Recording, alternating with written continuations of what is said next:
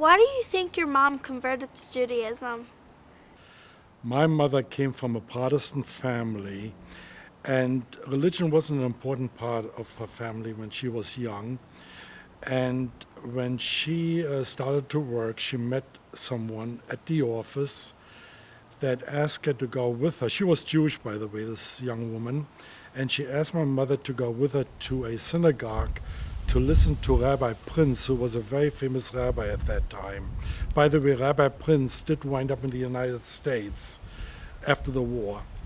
And she went to the lecture, and she was so impressed with the rabbi that she kept on going every week to this.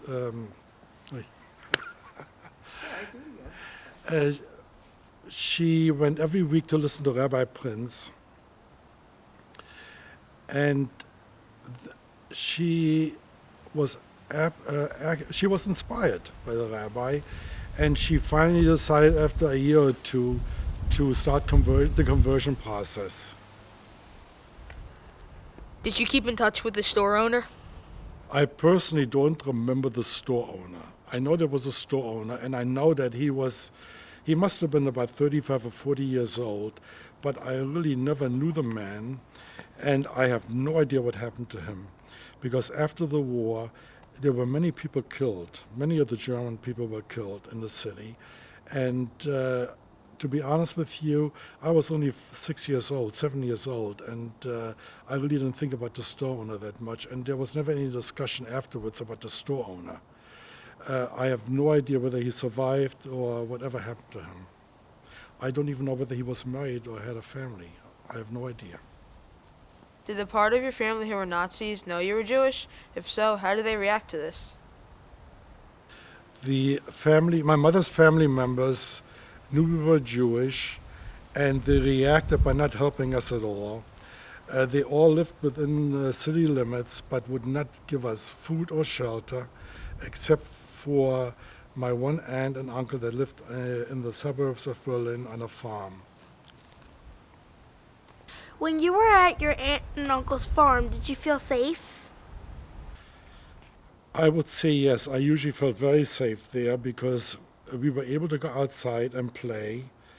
And the only thing I didn't like about it was that whenever we came there, they had geese and chickens and other animals, and the geese always used to chase after me. And I hated that. And I was just frightened.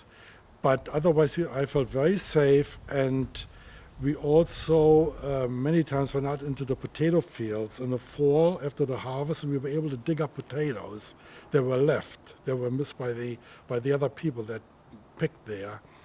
And that was a lot of fun. In fact, we used to make a fire and roast a potato right there, and it was a good time for us because we were able to eat. We had better food there too. When you were at the convent, were the nuns all nice to you? When we went to the convent, we went to visit my aunt, who was a nun there. So certainly the other nuns knew that we were Jewish, and they treated us very, very nicely. We had plenty of food there, and I never felt threatened there, and the nuns were always very, very nice to us. Of course, I'm sure my aunt had a lot to do with that, because she had been there for many, many years. And the thing I remember about the convent is the good food we had. How did you move about the street freely when you went to the Berlin Zoo to your apartment in 1944 to 1945? If you have ever been to New York City, you should know that Berlin was a very, very large city. There were many, many people on the streets, and my mother had her former identity papers before she converted, so that she felt fairly safe walking in the streets. Of course, she had to remove our stars, yellow stars, before we left the house. And you normally wouldn't see an adult going over to a child and talking to the child before speaking to the parent. So my mother took a calculated risk that that wouldn't happen.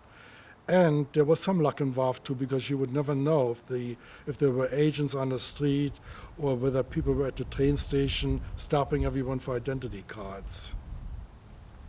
When you were at the train station with some Nazis, did they know you were Jewish? Well, first of all, everyone in that train station had belonged to the Nazi Party. Most people in Germany belonged to the Nazi Party. When we went into the train station for the last week or so, and nobody was really concerned anymore about whether you were Jewish. We were all in the same boat, trying to survive the air raids. And by that time, the Russian army was advancing towards Berlin, so everybody was just trying to save their skin, that's all. So nobody ever thought about us being Jewish or not Jewish. And we really didn't know anybody there. Why are you willing to talk about your experience now, but not before? The reason I'm willing to tell my story at this time is because the young people in this congregation should know something about the Holocaust. And I think it's a very good educational tool for the Hebrew school here to have this on record and to use it in future years. That's why I've made an exception telling the story at this time. Whatever happened to your mom's family? What about her sisters from the farm and convent? My aunt at the convent died a few years after the war ended, and so did my aunt on the farm. We have always made it a point never to contact my mother's family again after the war. And my mother was very faithful to this. She just wouldn't do it. I have absolutely no idea what happened to them. Of course, they were also elderly by that time. And I think a few of those people perished during the war when the Russian army invaded that part of Berlin where we were living in. But otherwise, we have had no contact with them after the war and after we came to the United States.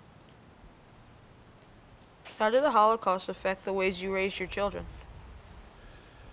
I married very late in life. I was already 45 years old when I met my wife Betsy, who was widowed, and she had 3 children, 2 of which were away at college, and we had one son living at home who was 11 years old, and I had some influence on his upbringing. What the Holocaust taught me was to make sure that he received a good Jewish education, that we went to temple every week for Shabbat, and he would keep up with his studies, because I think when you lose as many people as we did in the Holocaust, we should make sure that their death wasn't in vain, that we would continue living a Jewish life and do whatever we could to help other Jews.